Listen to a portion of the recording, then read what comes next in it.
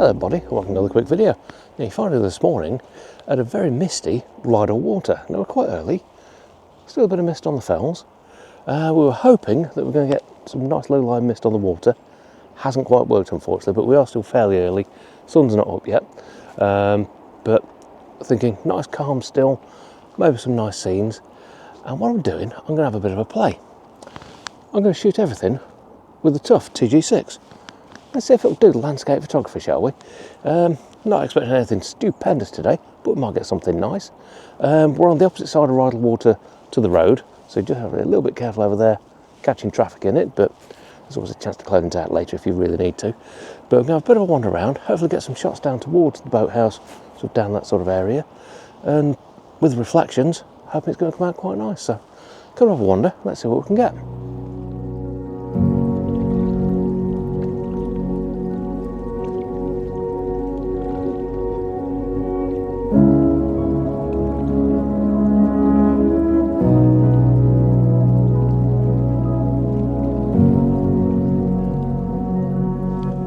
So, we've had quite a lot of mist in the air, been quite wet overnight.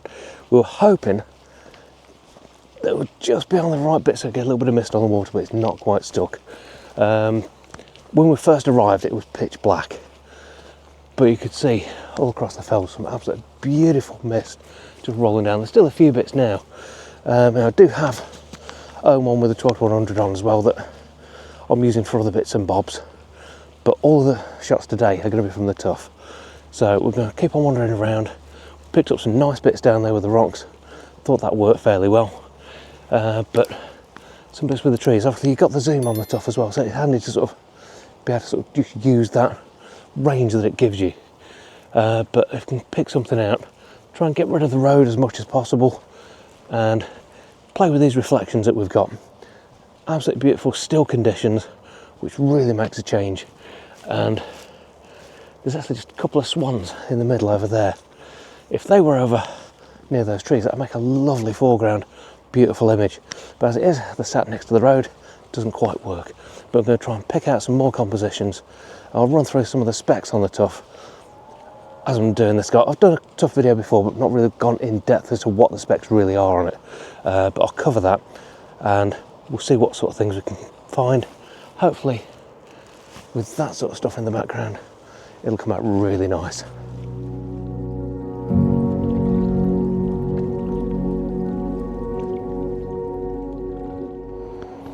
So although it doesn't look it on the Osmo, it is really quite dark at the minute. I'm struggling to get some decent exposures out of it. O1's coping no problem at all, but the Tough, because it's a tiny sensor, it's struggling a little bit to actually bring the detail up. Obviously I'll know more when I get it back on the laptop and see what's actually going on, but yeah, might be struggling a bit until we get a bit more light coming through. Obviously, as I say, we're just pre-sunrise at the moment, so hopefully once that comes up, lift the light a bit, I can have a bit more of a play. But yeah, doing little bits. I think it's working okay-ish. There's some beautiful mist just over Rydal itself there, with the boathouse in the distance. If that comes off, we've got the swans just having a snooze there. It might work, possibly it might work. So the reflections on the water down here are absolutely beautiful. It's just staying nice and calm, which is exactly what we want, so I can really play with the system. And essentially, try and get some nice sort of gentle images. That's what I'm looking for this morning. Very sort of gentle feel to it, and almost like a painterly feel, which I think should work okay. But I'm going to keep on sort of waiting for the sun to rise, trying different things, and hopefully this is going to work okay. But at the minute, it's definitely a case of fingers crossed.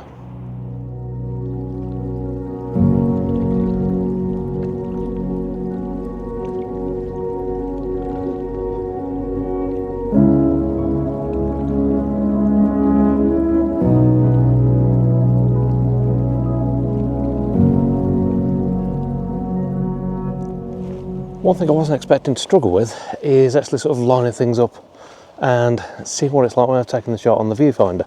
For some reason it doesn't seem to give me the look that I was expecting. If you've got lighter stuff it doesn't seem too bad, but certainly looking over that way it seems to be quite fuzzy on the camera. I'll find out more when I get it sort of back home and have a look at it. But yeah, it does seem a little bit strange. But I've been grabbing a few shots, literally, well, I've just been, got this lovely sort of group of rocks there looking out, and that sort of bit of woodland on the island. Yeah, it works quite nicely. So a few little shots that I've taken that I think have worked quite well, but it is now noticeably brighter.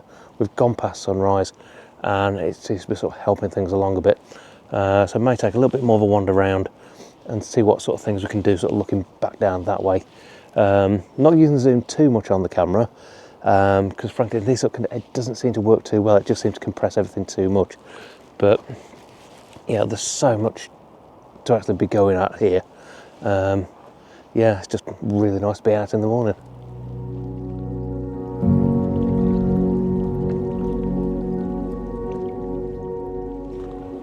And obviously, since it's only a tiny sensor, 1 1/3 inch sensor, you've got the problem with low light, and definitely this morning I really did struggle with that. Now we are starting to get brighter now. We've still got some lovely mist rolling across the hillside, which is nice. The other problem I'm finding is the traffic. We're in essentially rush hour at the moment, so timing it right so you've not got basically bright lights, giant trucks and stuff like that in frame can be a little bit challenging, but it's all part of the fun of it, I suppose. But like I said, we're make our way round, but you can still see the boathouse over in the distance there. So may try some sort of bits using these as leading lines, because there's some quite large rocks just here. Yeah, it might work. Just have a bit of a play with the compositions more than anything. There's a couple of trees just into the mist up there as well. They're looking really, really nice, but I don't think this is going to do it any justice. But I'll grab a snap and we'll see if that'll actually work. You know, I'm just playing essentially. This is a case of see if this camera, which you can throw in your pocket and go out for a hike and not even notice it's there, will it work if you're doing some landscape with it?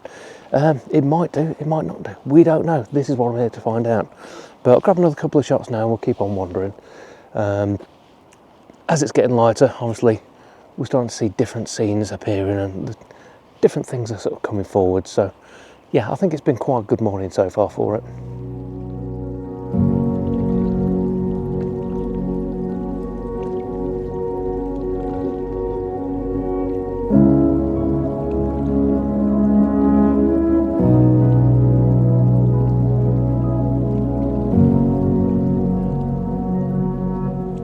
So as far as your spec sheet goes, like I say, you've got a 1 2/3 sensor, which is quite tiny. You've got a reasonable level of zoom. It doesn't do too badly in good light conditions. Yeah, you've got auto ISO, it runs from 100 to 128,000. I wouldn't really want to push this more than about 3200 though, I don't think.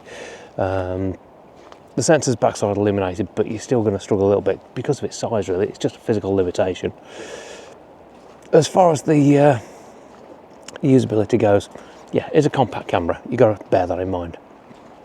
You're not going to be getting full grip and sort of being able to sort of do crazy handheld stuff with all the onboard IS. That's not going to happen. But it does let you go out and give you another option if you're out and about and you want something that's not too heavy. You can just throw in a pocket or just inside of your bag, and it's not going to cause any issues with weight, bulk, anything like that. It's a throwaway, is it, sort of idea that you can just throw something in your pocket and get out, take a few snaps away out there, and they're going to be good enough to get you a reasonable result. Now where we come to at the moment, I'm looking back that way. If I spin you around, we've got the mist still clear there just above the trees and the boathouse off down there. I might see if I can ping something together just in that sort of area. It does mean using the zoom a little bit, but it might just work because I'm finding the zoom, it kind of reduces the image quality in the fact that as it zooms in, you're losing a bit of light. So you have to be a little bit mindful of that side of it. But I think, yeah, with what I'm getting, I'm to rethink the way that I'm taking the shots. I think it's working okay. Certainly, now it's actually got light enough to actually see what you're doing. I think they're coming out not too bad. But again, we're going for that painterly feel. It's got that feel this morning. And frankly, it is a gorgeous morning, even though it keeps on trying to rain. But Frankly, I don't care. It's beautiful.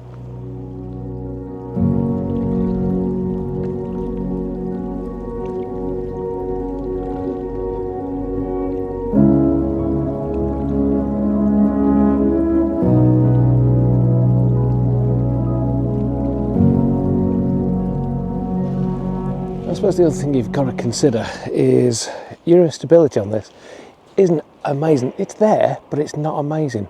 So you're looking at about 2.5 stops in stability. Now at the minute in this sort of light conditions, I'm running about a 60th of a second. I think that's about its limit. I don't think you'd push much more than that. Yes, I suppose you could sort of bracket things in a little bit more, but I think the conditions aren't right for it. Bright sunny day, be absolutely amazing. You'd have no problem at all. But certainly sort of just having to be a little bit more careful with it, because you've not got that epic stability. Like I said, the OM1 with I've got 8.5 stops stability. I can sit there and sort of just like eat a sandwich while I'm taking a photo. It's stupid, but you don't get that option with the smaller camera, and it's just something to keep in mind. But I'm going to try and take a few more shots now, I think, because we're just about sort of reached the point where you're not looking down over the lake. But I think we've got a few shots in, a few interesting shots, a few that I think are going to work. These are almost the conditions that I wanted for shooting the lone tree at Rydal, which is over that way. But it's been done to death, and the conditions I want, they're very, very specific. I want this sort of layering of fog in the background, but I want that layer of mist on the water. And until it reaches that point, I'm not going to bother going out and doing it, because it's been done to death, and I don't think it's really worthwhile sort of doing something that's not exactly how I want it for that. But that's just me anyway. But yeah, get a few more shots in now. I'll say everything you're going to see, this is warts and all, this is the Tough on its own.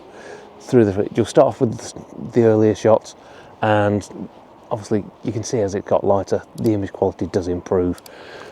But from an absolutely beautiful Rydal Water in the Lake District, thanks for watching. We'll see you again next time. Take care.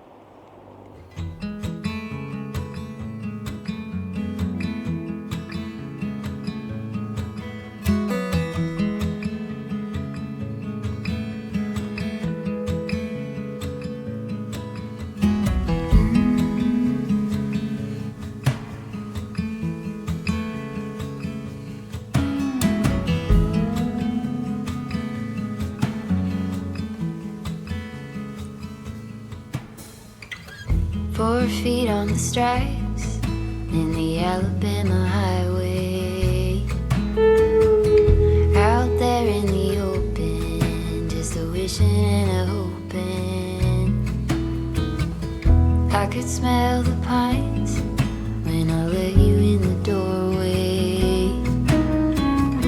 Took the seat next to mine like you've been there before. I'm befriended and in illusion. I could never stand to lose you. I get by when you're at my side. I'm befriended and in illusion.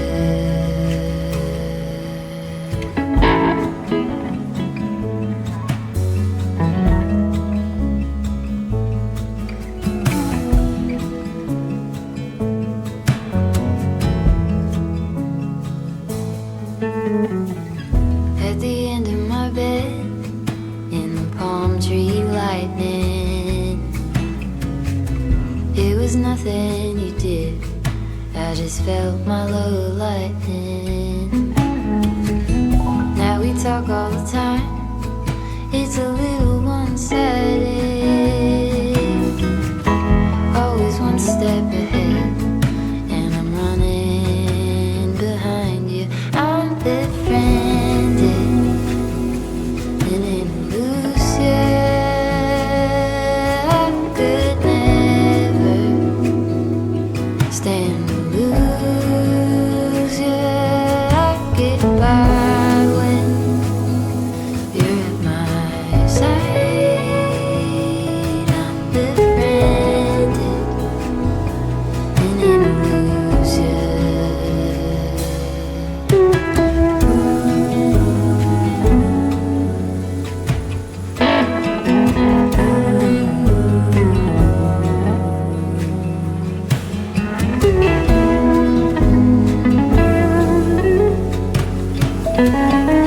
Thank